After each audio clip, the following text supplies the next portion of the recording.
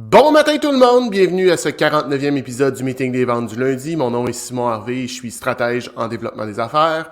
Tout d'abord, bienvenue. Si vous joignez à nous pour la première fois, content de vous avoir à bord. C'est super le fun d'être avec vous, de vous compter parmi nos auditeurs.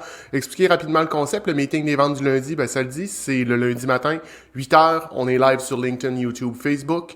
Je partage des trucs, des astuces, des bons coups, des moins bons coups. L'idée derrière ça, dans le fond, c'est de passer une bonne semaine en vente, puis de un peu de décortiquer ou de démystifier tout ce qui tourne autour de la vente, qui est parfois un peu mystérieux.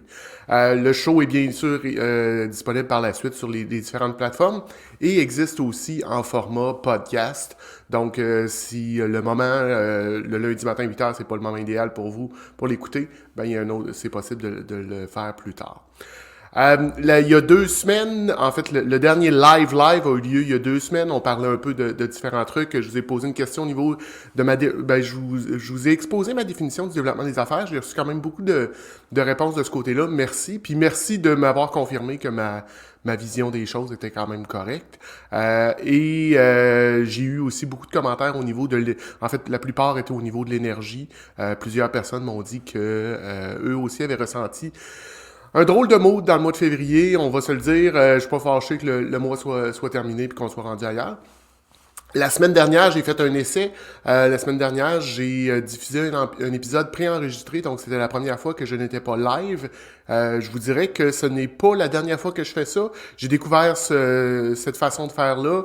Et j'ai décidé de l'intégrer ou en fait de me donner le droit de l'utiliser quand ça sera opportun. Justement, j'étais en congé lundi dernier, puis quand l'épisode a été diffusé live sur les différentes plateformes, moi j'étais sur l'autoroute en direction de Sutton. Je suis allé passer une journée de ski là avec mon fils, ça a été super le fun. Très belle montagne, je vous la recommande. Une montagne exigeante. Et on s'est fait un ami, donc si vous y allez, il y a des guides qui sont sur la montagne. Je vous invite à faire du ski avec eux autres. Ça a été super le fun. Robert nous a promené un peu partout sur la montagne, nous a fait découvrir des pistes qu'on n'aurait peut-être pas vues, parce qu'il y en a quand même pas mal. Aujourd'hui, on est là pour parler du pitch, le fameux pitch. C'est quoi un pitch, comment ça marche, pourquoi, et ainsi de suite. Donc, on va tomber directement dans le vif du sujet. À quoi ça sert? C'est quoi un pitch? En fait, pour moi, puis c'est ce que j'enseigne dans ma formation sur le pitch, il y a 3 différents types de pitch. Il y a un pitch de poignée de main, il y a un pitch d'ascenseur et il y a un pitch de présentation. Et chacun de ces pitchs-là a une raison d'être, a un besoin, ou en fait est un outil qu'on doit avoir dans notre trousse selon les différentes situations. Il n'y en a pas un qui est plus important que l'autre. Les 3 sont importants, mais il faut savoir quand les utiliser et pourquoi les utiliser. Donc, on va les décortiquer rapidement. Mais avant d'être là, l'idée derrière un pitch, c'est de clarifier sa proposition de valeur unique. C'est de transmettre facilement, rapidement aux gens à la personne avec qui on discute, le pourquoi. Qu'est-ce qu'on fait? Comment on le fait? Qu'est-ce qui nous différencie de toutes les autres? Donc, qu'est-ce qui fait que quelqu'un qui parle avec Simon comprend rapidement comment je fais les choses versus d'autres stratèges, d'autres gens de développement des affaires? Qu'est-ce qui nous rend unique? Le pitch poignée de main, ça le dit, c'est quelque chose qu'on va faire beaucoup en réseautage. Et là, le temps des 5 à 7 va recommencer. Il commence à faire beau finalement. Donc, c'est le fameux pitch quand on rencontre quelqu'un. Bonjour, je m'appelle Simon, je travaille pour Nomisco et voici ce que je fais. Boum, boum, boum. Un 15 à 30 secondes. Il faut que ça soit assez concis.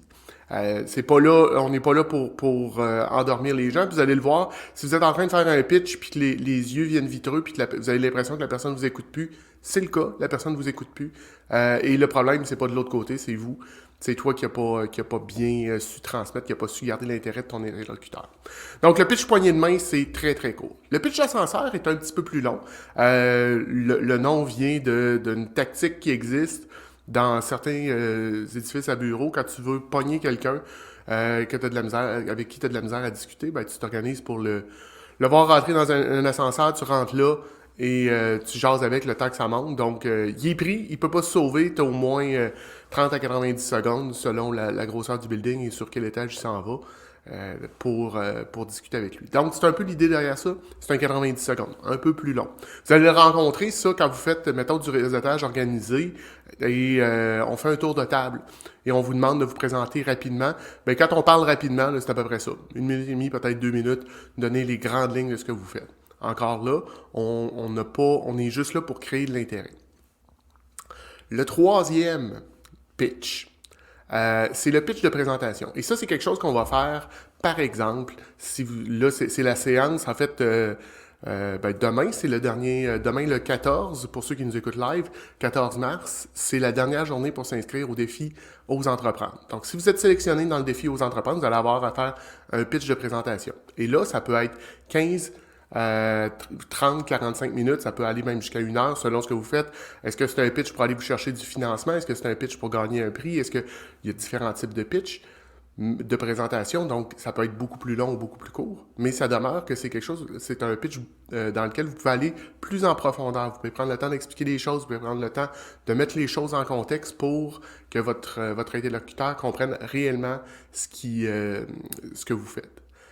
Le danger, par contre, dans les pitchs, que ça soit n'importe quel de ces 3 pitchs-là, et c'est quelque chose qu'on fait tous naturellement, on est très fiers de ce qu'on fait, on veut se vendre et on veut des nouveaux clients. Donc, souvent le pitch est à propos de nous, comment on est beau, comment on est fin, comment on est merveilleux, comment on peut aider notre client.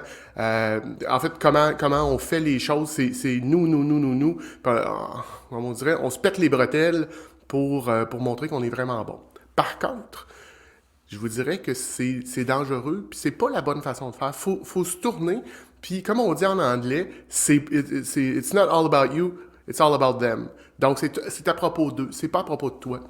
Change ton mindset et va du côté, je pense que j'en ai déjà parlé, mais Donald Miller a écrit un livre qui s'appelle Storytelling. Rapidement, il raconte que toutes les histoires sont un peu bâties de la même façon. Il y a un héros qui vit une situation, rencontre un guide qui l'amène à apporter des changements pour atteindre son objectif ultime. Je viens de vous raconter Star Wars A New Hope en 30 secondes. Si on continue sur cet exemple-là, Star Wars A New Hope, Luke Skywalker, il n'y a pas un autre Luke Skywalker qui rentre dans son histoire et qui est un autre héros. Il n'y a pas 2 héros qui se battent. Luke Skywalker rencontre Obi-Wan Kenobi. Ben, votre but, là, c'est d'être le Obi-Wan Kenobi de l'histoire de votre client. C'est pas d'être le Luke Skywalker. Quand vous cherchez un partenaire, quand vous cherchez quelqu'un pour vous aider, vous ne cherchez pas un autre héros, vous cherchez un guide. Ben, soyez ce guide-là pour vos clients. Donc, gardez en tête que c'est comment vous pouvez les aider. Qu'est-ce que vous pouvez faire pour eux, pas comment vous êtes bon. L'idée aussi, c'est de demeurer intéressant. Tu sais, je l'ai dit tantôt en début d'épisode, si la personne avec laquelle vous parlez, vous avez l'impression que vous avez perdu son intérêt, qu'elle est en train de regarder à gauche, à droite, qu'elle fait des vous avez effectivement perdu son intérêt. Et là, le problème, c'est pas que la personne a un déficit d'attention, c'est que vous avez sans doute été très, très plate et vous n'avez pas su la capter, son attention. Puis là, il y a différentes façons de faire ça. On peut utiliser de l'humour, faire rire les gens, mais c'est pas le temps de faire des jokes, là. Tu sais,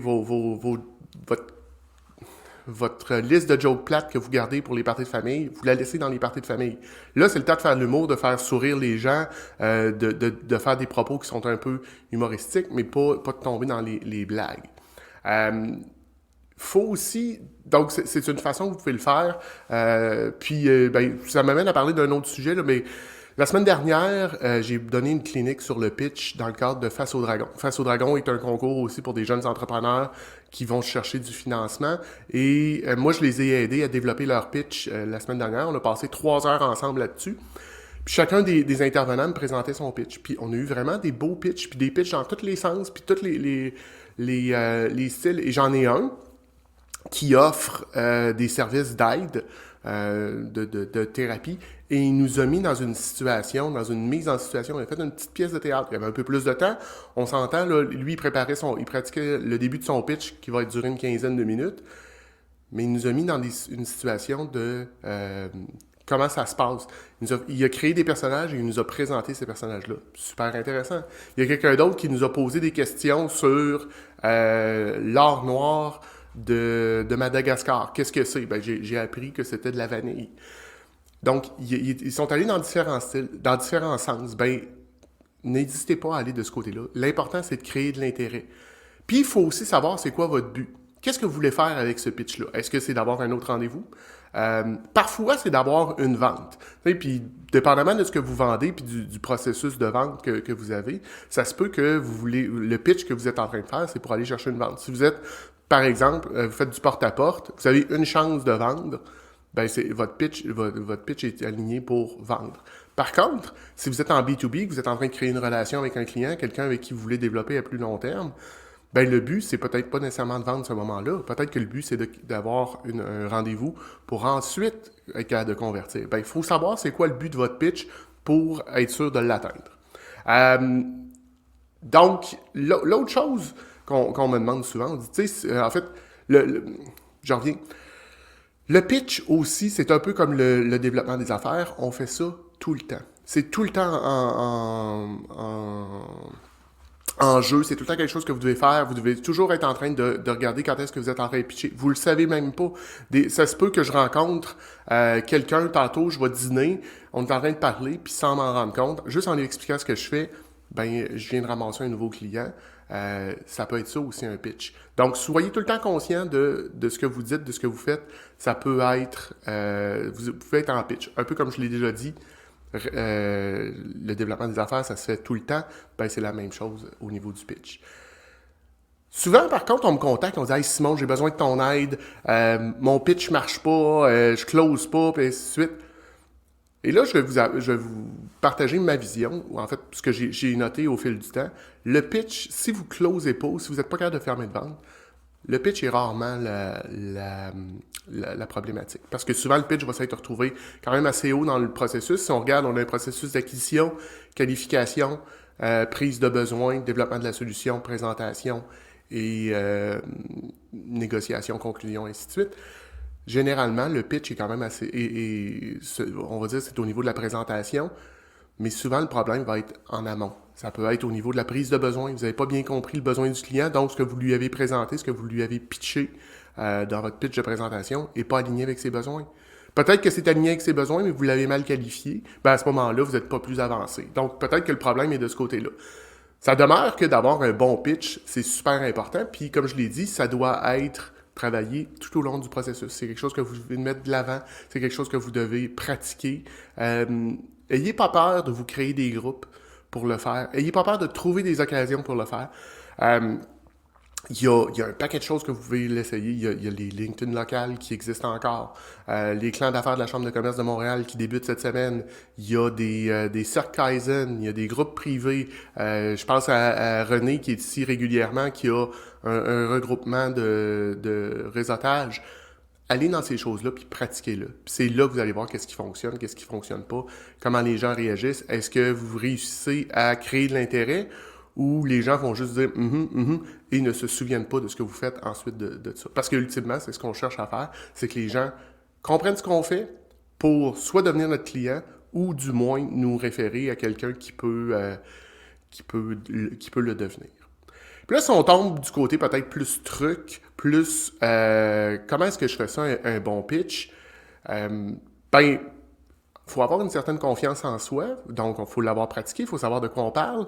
Je vous ai sans doute déjà parlé là, de ma checklist de réseautage. C'est un outil que moi je me suis développé il y a presque 2 ans pour justement des réseautages que je faisais comme ça en ligne, que ça soit du réseautage en groupe ou des cafés virtuels one-on-one.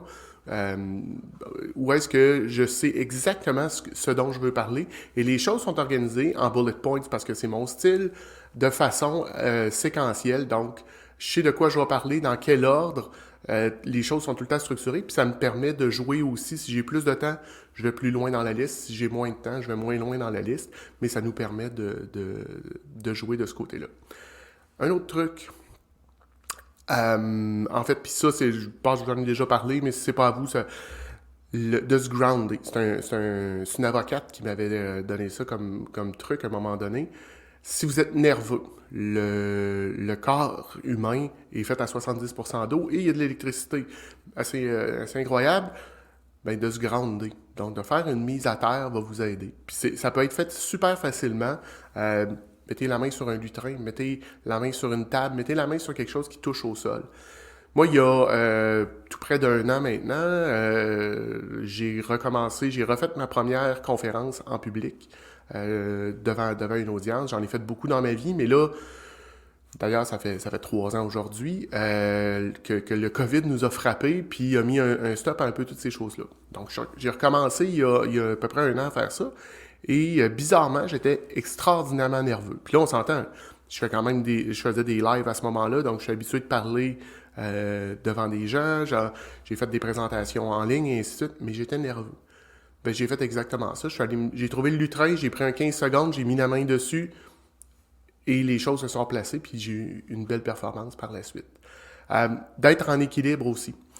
Donc, une de mes amies, une partenaire d'affaires, Chantal Carrier, m'avait donné comme truc. En fait, on parlait, puis elle s'était rendue compte que je balançais d'un côté à l'autre. Et ben, ça faisait que mon idée n'était pas claire. Puis là, je sais pas si vous venez de le voir, je viens de le faire, puis j'ai perdu le fil. D'être bien centré, d'être en équilibre. Donc, avoir les pieds à peu près la largeur des épaules, les genoux légèrement fléchis, en position solide. Ben, si votre corps est solide, votre propos va être beaucoup plus solide. Si on bouge, ben, ça se peut que votre... bon, regarde, je viens encore de le faire. Vous le voyez directement. Si on bouge, si on n'est pas solide, si les pieds s'en vont dans tous les sens, c'est beaucoup plus difficile d'avoir un propos qui est clair, qui est concis. Puis le troisième que je vous dirais, n'oubliez pas de respirer. Parce que si vous ne respirez pas, ben vous ne pourrez pas finir votre pitch. Puis ça se peut, en tout cas, on va se ramasser là en RCR, puis c'est beaucoup moins cool. Ça fait une impression, c'est sûr que ça va faire une impression, mais je suis pas sûr que c'est l'impression que vous voulez laisser. Sérieusement, prenez le temps de bien respirer, c'est important. Ça va aussi vous calmer, puis ça vous permet de bien propulser votre voix, parce que il y a des fois qu'on peut faire on fait un pitch, on a un micro, spécialement en présentation, on a un micro, ça peut aller, mais si vous n'en avez pas, votre voix doit être capable d'être propagée. Ben, c'est à ce moment-là que la respiration vient importante. Donnez-moi un instant. Donc, ça, je l'en ai parlé. Ben, je vous dirais que c'est pas mal ce que j'avais pour ce matin du côté pitch. Je voulais juste revenir sur quelques points dont on a discuté aussi dans les dernières semaines. Je ne sais pas si j'en avais parlé, mais de l'importance que pour gagner, faut terminer. Un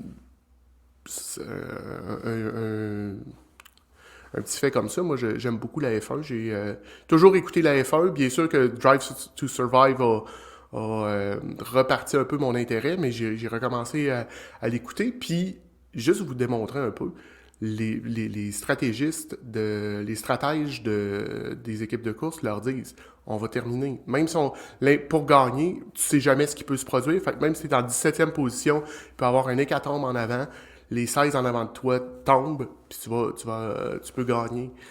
Mais pour gagner, il faut que tu finisses. Ferrari n'a pas terminé la semaine passée. Il y a 2 semaines, ils n'ont pas gagné non plus. Donc, prenez le temps de vous reposer, prenez le temps de prendre ça relax. D'ailleurs, moi, je vous l'ai dit, j'ai pris lundi et mardi dernier de congé. Ça m'a fait un bien énorme, m'a permis de relaxer, d'aller faire du ski, puis j'ai commencé à préparer ma moto. De l'autre côté aussi, vous avez peut-être vu passer, j'ai débuté une chronique à la radio dans la région de Portneuf à Choc 88.7. Donc le vendredi matin, je parle de vente, développement des affaires, business ou affaires avec un grand A. Quand même assez léger. Là. La semaine dernière, on a parlé de Van Halen et des M&M bruns. Pourquoi? Ben parce que c'est un tripwire pour ce processus de vérification. Donc j'ai amené ça de ce côté-là. Je suis aussi maintenant formé pour donner des tests de personnalité Atman. Donc, si c'est quelque chose qui vous intéresse, vous pouvez communiquer avec moi et on regardera comment on peut fonctionner. Mais j'ai été certifié pour les donner, ce qui est quand même pas très compliqué, mais c'est surtout l'interprétation qui est importante. Qu'est-ce que ça peut vous amener? Le but derrière ça, moi, c'est d'offrir un meilleur service dans mon coaching, donc de bien comprendre comment vous travaillez, comment vous êtes fait pour mieux vous coacher, pour vous amener à avoir plus de succès. J'ai aussi plusieurs projets on the go présentement. Je Je suis en pré-rédaction d'un livre, donc je suis allé me chercher de l'aide de ce côté-là. Un livre qui va porter sur ma méthodologie de vente, mon canevas stratégique des ventes, donc je vous ai déjà parlé. Ça va être amené de l'avant. Et j'ai plusieurs conférences, formations qui s'en viennent au cours des prochaines semaines.